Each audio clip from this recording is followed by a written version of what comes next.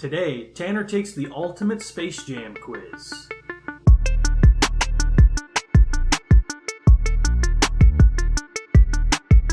Hello, everyone, and welcome to For These Are My Thoughts. I'm Blake, and today I am joined by my friend Tanner of Written to Speak. Tanner, what's going on, man? Man, just happy to be here. It's a nice day. It's a little gloomy in Nashville. We're getting some of tropical storm Laura coming through right now, but man, all is well. All is well. Yeah, so you've got some cool new stuff coming out. The day that this comes out, September 6th, you're having something come out on September 8th. Yeah. Something pretty fancy. Is that your way of saying you should plug what's happening? Yeah. I will. Anyways, so I'm an author and I have another book coming out called As You Go, Words for the Unknown. It's a book of short poems, words that you can sit with, words that you can tuck in your back pocket for whatever is ahead. So I've been working on that for the last year or so, and it's here. It's out. So, well, it's out on September 8th, but it's out. It's here. Right. I'm holding a copy, so you can get it. So, yeah, you can get that on Amazon or on my website, writtentospeak.com. Yeah. So Tanner also has another book, which we talked about the last time you were here. You're one of the OG guests. I think you're like the third episode or something. You know, and I'll be honest, I've been meaning to talk to you about that. I'm really bummed that I wasn't number one. I still lose sleep over it. I wanted to be your first guest, and that's never going to happen. It's never going to happen. For these are my thoughts. No, sorry. Maybe if it changes to something else. Man, but I gotta say, you've been doing this for a while. It's great. Yeah. I love the podcast. I love what you've been doing and just the people that you have. It's because it's different and it's you. Yeah. And I like that. Yeah. I think a lot of people try when they do these like creative endeavors. They're like, I'm gonna do what this person is doing, and just put my name on it. And you're like, I'm gonna do what this guy's doing, and it's gonna be great. And so, mad props to you, man. I really do appreciate it. Yeah, it's fun. I mean, to be able to sit and goof around for like 20-30 minutes once a week is no, it's not the worst. But Tanner, also, like with Written to Speak, you haven't been able to go on tour. Do you want to talk about that a little bit? Yeah, so in last August, so about a year ago, my wife moved from Austin, Texas, Longhorns, all the way to Nashville, Tennessee, and I was working at a church in Austin and loved the community there, but it was time for us to move on. And so when I moved from Austin to Nashville, I started Written to Speak became my full-time job. So that was books, merch, traveling, speaking. And so I had been on this rhythm of booking shows and then touring. And that was really that's how I made a living, right? You can think about it in the same way as like a singer-songwriter, right? Mm-hmm. You put out music, you go play shows, and that's how you're able to eat and able to live. And so I've been doing that from September all the way up until March. And then on March 14th, I was supposed to leave for a week-long tour in Nebraska. And that was the weekend when everyone was like, so COVID-19 is a real thing. It's happening. And we're going to stop, holding services and gatherings and shelter in place and all that kind of stuff. And so I haven't toured since March. And then in between that time and now, I've launched a Patreon, which has been wonderful, great community, and very thankful for so many people who support this mission and this, in my words and my art. And then it's been a lot of just like, books and merch and writing poems and stuff like that. So it has been a very strange year really for everybody. And it's no different for an artist or, a church worker. So in the last 6 months, it's been a lot of writing, a lot of recording and podcasts and putting things down and really hoping and praying that things clear up so that I can get back to touring and sharing, which is what I really love to do. Yeah, and you've come out with the book. You also are doing something for schools called Poetry School. What's that all about? Dude, Poetry School. So I was like I said, so I would travel and I would visit churches and schools and youth groups and all these different things. And my favorite thing to do would be to go into elementary and middle schools and even high schools and share poetry. because when you think about a poet, you probably don't picture me. You probably picture like, you know, Shakespeare or Shel Silverstein, like, you know, these great and wonderful and well-known authors, as they should be. But then like they're like, yeah, we have this guy coming in to share some poetry, and then I show up and they're like, where's the guy? Like, no, it's me. They're like, oh, but you're too this, you're too that to be a poet. But something that always happens at schools is kids will be like, wait, you wrote that?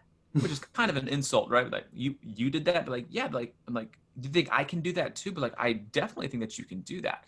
So one of the things that why I go to schools is I want to show kids that they also can be writers or poets or authors or whatever it is. And I think that I'm someone that they can relate to and be like, well, if that guy can do it, shoot, okay. You know, and it kind of hurts, but it's true though. It's like, well, you know, if that guy can do that, then maybe I can do it too. And it certainly is true. And I really do believe that kids, especially elementary and middle school students, that they are the best writers and poets we have. They just don't know it yet. And so with poetry school, it really is replacing me going to the school because I'm not able to do that right now. And it's just not safe. And so it's just, you know, it's for, you can buy it on 3 different levels, either for the classroom, the grade level, or the school itself. And it's 16 videos. There's an educational PDF that comes along with it. And then there's the opportunity to FaceTime, Skype, Zoom with me when it's all said and done. And I wanted to give a resource to teachers, but also to parents as well, who were like, hey, I got my kids at home. What do I do? And it's like, well, how about some poetry? So just another tool, another way, really hopefully to inspire kids to pick up the pen and write. Yeah, that's awesome. You can find all that information out on Tanner's website, writtentospeak.com. You can look, that's where you can get his merch and his book As You Go, and his first book, I'm All Over the Place. And Tanner, there's something that you are a bit of a connoisseur on, and that would be Space Jam. Yes, sir. One of the greatest movies of all times. You know what? It is. You know those like little clickbait articles that'll pop up, and then it was like one of them was like Rotten Tomatoes most underrated movies of all time, or you know, something like that. Space Jam was on the list, and I was like, that's right. Very underrated movie. Now, I was not alive when, well, I think I was alive. I was a baby when it like actually came out in the movie theater. I grew up watching it on VHS. We actually wore out 2 VHSs of Space Jam as a child. Did you get the coin that came with it? No. Ooh. No. I might have an extra one. I might send one to you. Nice, but you came out when it was in the movie theater? Yeah, so I was 7. I was 7 when it came out. Came out November 15th, 1996. And you knew that. But I was born in 89. So I was about 7 years old when it was out. And I can remember we would listen to the soundtrack in the car. You know, one of the best soundtracks of all time. Truly, I'm not just saying that because I like the movie. I'm also just saying that because I like the movie. But I mean, it's a great soundtrack. We listened to that, and I mean, I think we have 2 or 3 copies of it at home as well. There was a summer between like 3rd and 4th grade when every day during the summer I'd wake up, I'd watch Space Jam, and then I'd go outside and play basketball. Like that was it. I truly thought like that was you know how like athletes train now, from a young age. Like I truly thought that was like, that's how you train. You watch Space Jam, you go shoot around under the sun for like an hour and a half. That's your day. Nice. So yeah, we're going to put your Space Jam knowledge to the test today with an ultimate Space Jam quiz. So there are 11 questions so that there's no tie, because ties are no fun. And so how it's going to work is I'm just going to ask you a question. If you get it right, you get a point. And if I get it wrong, or if you get it wrong, I get a point. If you get it right, you get a point. There we go. English is hard sometimes. Words are hard. I'm just here to do my best, and I'm really going for 2nd place. So anything better than that is an achievement. So I'm nervous. I got test anxiety. Yeah, your entire reputation lies on this. Have you written a poem about Space Jam yet? I haven't written a poem. I have written a teacher from Texas. She asked me to do like write a script like defending why Space Jam is a good movie. So there's a pretty bad YouTube video of me wearing a jersey talking about why Space Jam is really great. Oh, nice. So I thought that it would be fun if the loser of the game had to write, record, and post a poem about the winner on social media. Is that all right with you?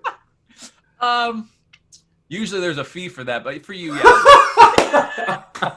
Hey, thanks. I'll send you a fee if you lose. Hey, hold on 1 second. I gotta get ready for this. Oh.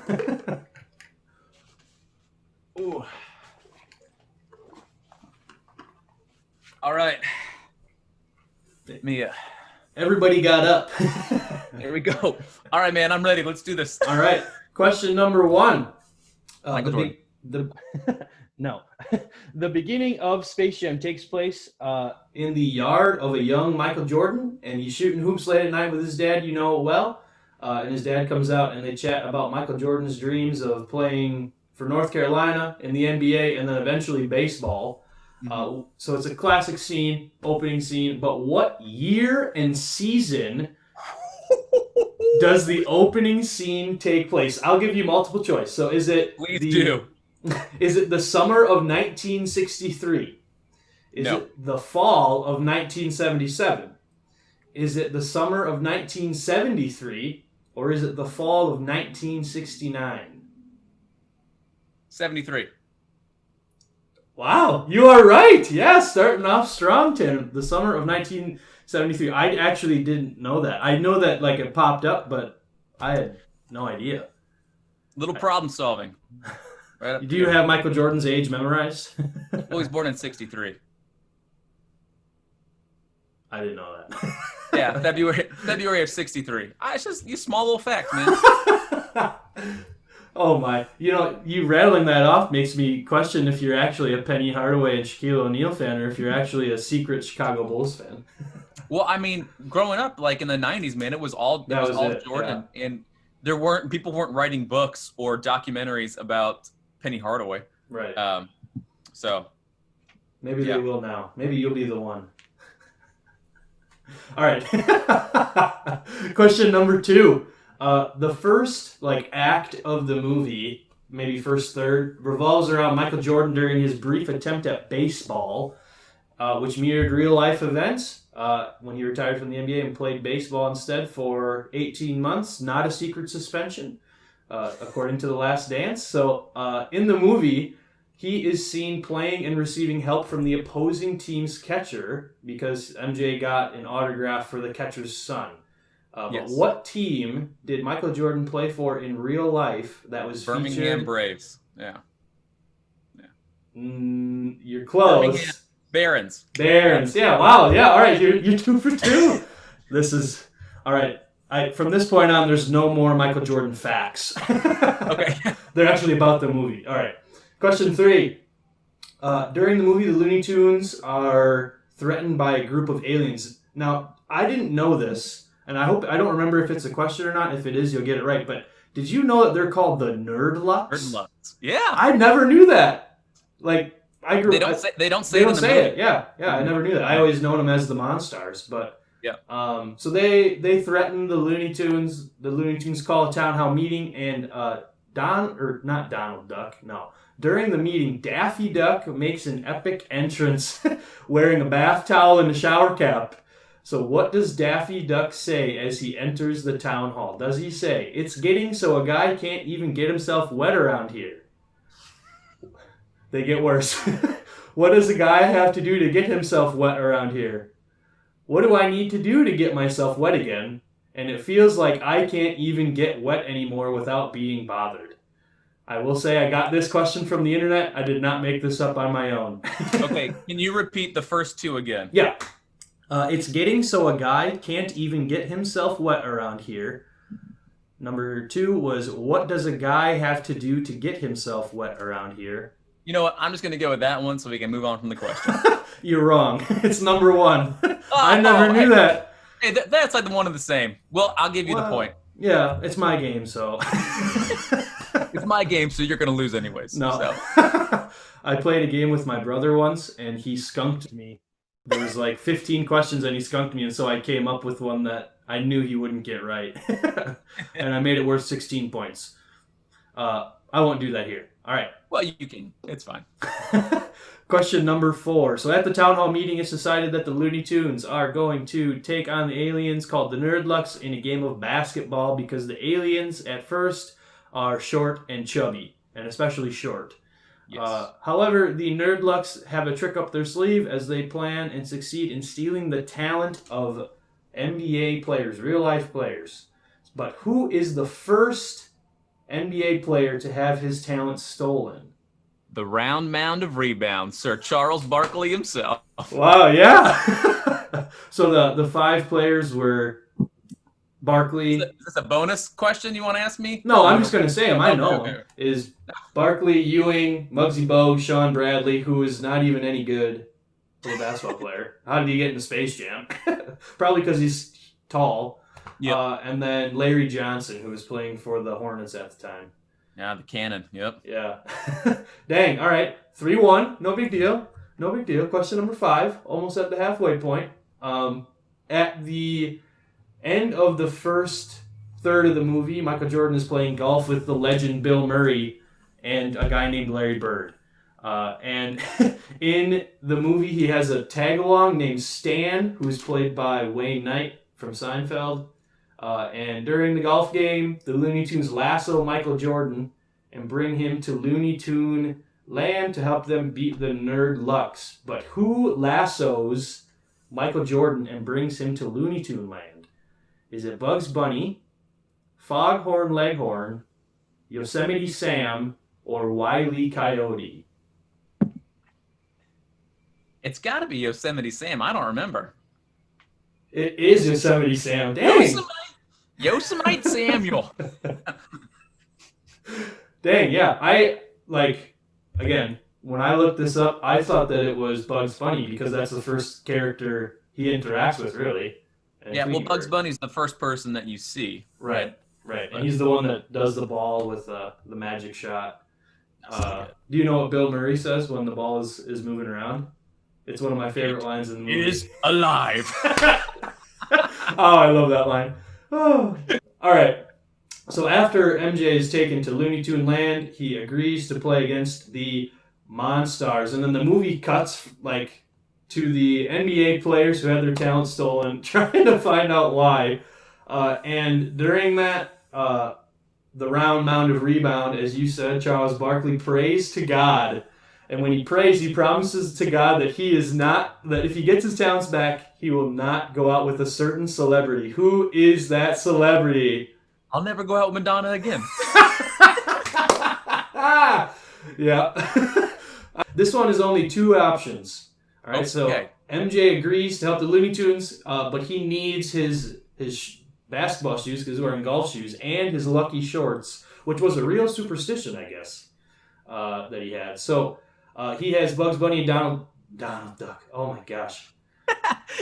He has Bugs Bunny and Daffy Duck go to his house to get his shoes and shorts. And while they're there, they are attacked by his dog Charles, and they are rescued by MJ's kids. But are the kids in the movie his actual kids, or are they child actors who play MJ's kids? Child actors. Yeah, isn't that wild? They have the same names and everything. They're trying to keep it close to home. Why didn't they just have his kids in it? Because I don't know. I don't know for sure, but Jordan's filming this movie in LA during the summer, playing basketball. I don't know what it's like to have kids, but we do know what it's like to have campers around. And when you're trying to get something done, right? I don't know if they make it easier. No, definitely not. All right, 6-1. I think that means you win. And I will post a poem, but we'll go through the rest and see if I can catch up a little bit. During the what is it called? The Ultimate Game? That's the basketball game is the Ultimate Game, right? Yeah, sure. Okay. So during the game, the Monstars get out to a massive lead, and a few years ago, the Harvard College Sports Analytics Collective tallied all the stats of the game, and all but 2 of the Monstars score. Who are the two that do not score? Do you need their colors or their names? Well, the names are weird. Okay, so I'll do the colors. Is it red and purple? Is it blue and orange? Is it red and blue? Or is it blue and green? Blue and orange, right? They're the only two that score. No, there's only two that don't score. Oh, Three of them do score. You know what? I don't remember the options that you just gave. You know what? I'm just going to go with D. Final answer. Blue and green is incorrect. Pretty close. Blue was one of them. Blue and red. The guy that's Muggsy Bogues. Yeah. And Sean Bradley. So, like, the guy that got Sean Bradley's talent, did he really get any talent? He just got tall. I'm gonna take up a third of the court. That's it. That's my job. I will stand here and put my hand up and block That's a your good shot. question. That's a good question. Yeah, Doesn't matter. I don't mind that I got that one wrong. I'll get the next one. should have started with that one to trip you up a little bit. But all right, next question. As the game hits halftime, the Monstars are again leading. At one point, the scoreboard says like some snappy comment. I don't remember what it is, but the world is introduced to Michael's special stuff, which is just water. No. It's Michael's secret stuff. Oh, secret stuff. That was going to be a question, but I took it out. You're right. It is Michael's secret stuff, which is just water. And that might be the best marketing tactic that a 90s movie ever did to get children to drink water. Because my siblings and I did that. Yeah. Well, if it's Michael's secret stuff, I'll have some. Yeah. And so after halftime, the Toon Squad plays much better with interesting tactics, one of which includes Elmer Fudd and Yosemite Sam shooting the teeth out of one of the Monstars, which is a reference to a 90s movie. Which movie is it in reference to? Is it in reference to Men in Black, Pulp Fiction, Lethal Weapon, or James Bond? That's a good question. And you know that it's a good question because I don't have a clue. However, it's one of two, but I think it's Pulp Fiction. Final answer? Oh. Yeah, you know what? Sure, why not? I already won. You're right, it is Pulp Fiction. Yeah. Apparently the song that plays is a song from Pulp Fiction. I never knew that. Yeah, I've watched like half of Pulp Fiction, which is that was good. That was enough. Yeah. The other half is for the next, pandemic. Hopefully there's not a next one. Oh yeah, there won't be. I'm sure we'll be fine out here. I'm sure the end times will be totally nice to us. Yeah. All right, two questions left. Hopefully I can get at least these two right, or have you get these two wrong, I guess. But I'm excited for the poem, man. You have to check it out on Instagram. So eventually the heroes catch up down to the epic return of Bill Murray to the basketball court. They devise a plan to get the game-winning shot, and it ends in game-winning fashion as Michael Jordan uses the powers of Looney Tune Land to stretch his arm out like from half court to the basket and slam dunk it, because that's how the 90s were. It was dunking, man. But there's no consequences in Looney Tune Land. So what is the final score of the game? Is it 88 to 89? No. Is it 99 to 100? No. Is it 66 to 67? No. Or is it 77 to 78? Yes. That's right. It is 77 to 78. Which, like, as a kid growing up, or like in middle school, I always thought that was really low scoring. And then I remembered that, like, back then, hitting 90 points was like a normal basketball game. So I guess there's just good defense. Bad shooting. Yeah. Come on, Bugs. Last question. So after the game, Mr. Swackhammer, played by your boy Danny DeVito, berates the Monstars for losing, and during this, a member of the Toon Squad speaks up and asks why they are letting him boss him around like that. Who is that Toon Squad member? Is it Bugs Bunny? MJ, Bill Murray, or Daffy Duck? Man, that's a good one. I can picture it in my mind, but oftentimes I picture things in my mind and it's very wrong. I think it's Jordan. You're right. It is Jordan. Yeah. Always fighting injustice. My guy. Amen, brother. Dang, yeah, so Tanner, you win. I think the final tally is 9-2. I'll take it. If this were a BuzzFeed quiz, you would get like, oh, you're a true Space Jam fan. Dang, so you won, so I guess I will record a poem. It's probably not going to be very good. It's okay, man. It'll be good. It'll be great.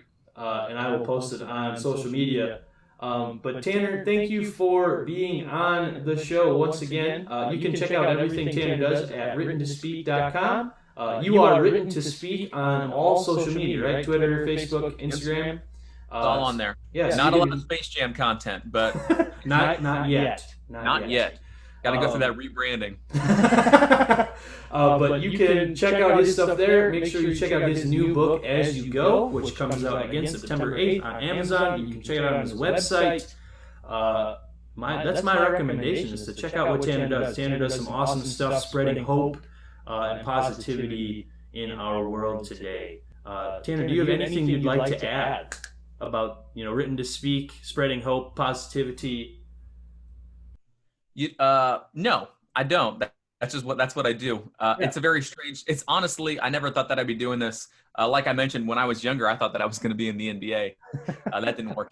That didn't work out too well. But I honestly I just want people to know that that hope is a real thing, that they're not alone. And this world is a really hard and difficult place, especially right now. And I do hope that the words that I write can take lessen that load just a little bit. So yeah, if you have any questions, or if you hear Pancake, he's going crazy right now. Pancake the dog. Pancake the dog. But if there's anything that I can do, if you're a teacher or if you work at an organization or a church and you are looking for someone to come in and speak in the future, or Zoom or Skype with your students or youth group, please just send me a message and we can work something out. I would be honored to do that. Awesome. Yeah. So thank you again, Tanner. And thank you, the people watching, for liking, commenting, and subscribing. Until next time, these are our thoughts, and I'll see you soon. Hey everyone, thanks for watching the video. Please give us a like and subscribe hitting the circle button here. You can also watch more episodes hitting the box.